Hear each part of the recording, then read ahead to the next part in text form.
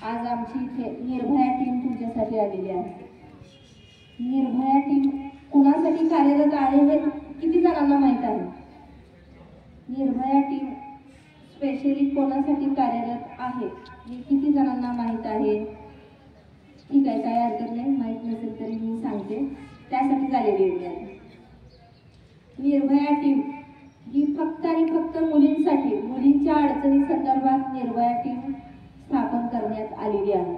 मुलींच्या कोणत्याही प्रकारच्या अडचणी ह्या निर्भया पथकापर्यंत आल्या तर त्याचे सोल्युशन हे निर्भया पथक करणार, त्याच्या अडचणी काय असतील त्या दूर करणार।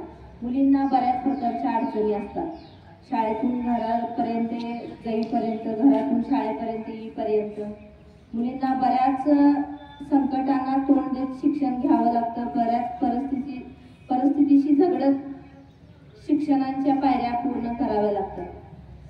त्यासाठी निर्भया टीम ही स्पेशली तुमच्यासाठी आहे।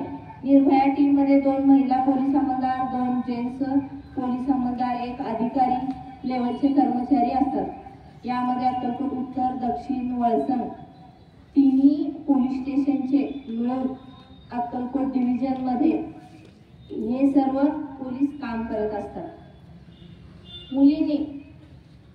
मुलींच्या बाबतीत बऱ्याच अडचणी असतात, मी सांगितले, त्यात अडचण कोणत्याही प्रकारची असू शकते।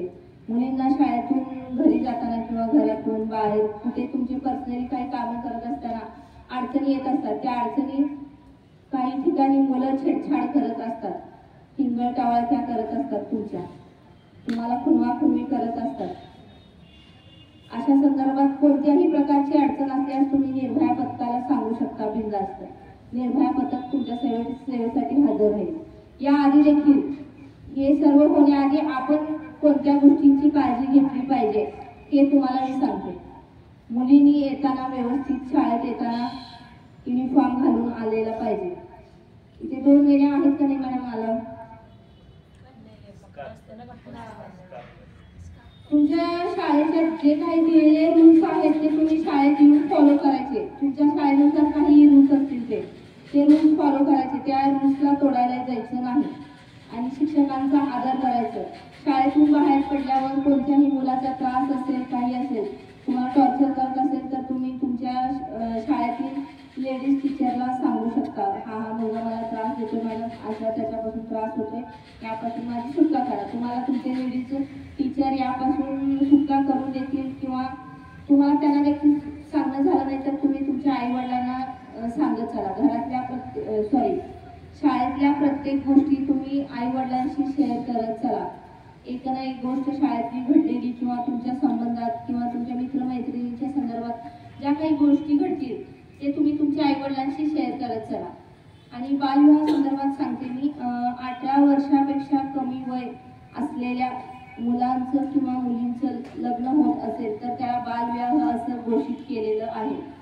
मग तुमच्यापैकी कुणाचंही 18 वर्ष कंप्लीट झालेलं नसेल आणि आई वडील तुमचे लग्न लावून देत असतील तर तुम्ही तात्काळ निर्भया पथकाशी कॉन्टॅक्ट करू शकता किंवा पोलीस स्टेशनच्या स्तरावर सांगू शकता। आमचे मोबाईल नंबर तुमच्या प्राचार्यांकडे दिलेलेच आहेत, तो नंबर तुम्ही पर्सनली स्वतःकडे ठेवा।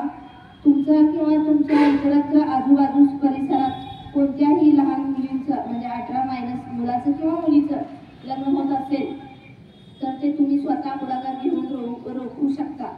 स्वतःचा देखील असो किंवा इतरत्र आजूबाजूच्या परिसरात कुणाचाही होत असेल तर तुम्ही ते बालविवाह रोखू शकता। बालविवाह रोखण्यासाठी तुम्ही निर्भया पथकाला तात्काळ संपर्क साधावा।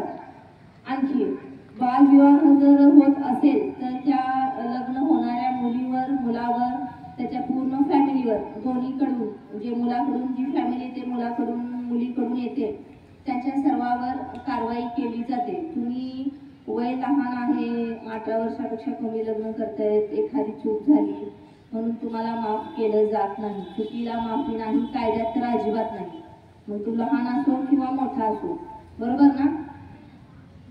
मग तुम्हाला तुमच्यावर गुन्हा दाखल करून 18 वर्ष पूर्ण होईपर्यंत सोलापूर इथे नवनीत हॉस्पिटल कोणाला माहिती आहे त्याच्या साईडला रिमांड होम म्हणून आहे, रिमांड होम, तिथे तुम्हाला मुलगा किंवा मुलगी 18 मायनस असलेल्यांना 18 वर्ष पूर्ण होईपर्यंत तिथं रिमांड होमच्या कस्टडीमध्ये ठेवलं जातं.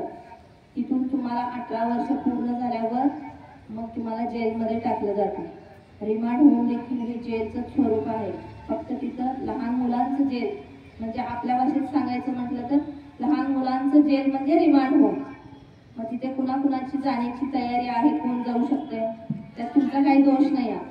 पण आई वडील कसं असते, आपले आई वडील मिडल क्लास शेतकरी गटातील असतील, त्यांना मुलगी म्हणजे पटकन एकदा लग्न करून देणं म्हणजे जबाबदारी संपली असं वाटतं. पण तसं न करता तुम्ही आई वडिलांना विश्वासात घ्या. मला 18 वर्ष पूर्ण झाल्यावर लग्न करायचं आहे आणि 18 वर्षाच्या खाली लग्न करणे हा कायद्याने गुन्हा आहे. तुम्ही आई वडिलांना हे कायद्याचं नॉलेज पूर्णपणे देऊ शकत नाही, पण थोडक्यात तरी सांगू शकता की 18 वर्षापेक्षा कमी वय असलेल्यांचं लग्न करणं कायद्याने गुन्हा आहे. तुम्ही आई वडिलांना समजावून सांगा, विश्वासात घ्या आणि तुमचं स्वतःचं लग्न थांबवा. किंवा इतरत्र होत असेल तरी देखील तुम्ही आमच्याशी संपर्क साधू शकता. आता मुलांसाठी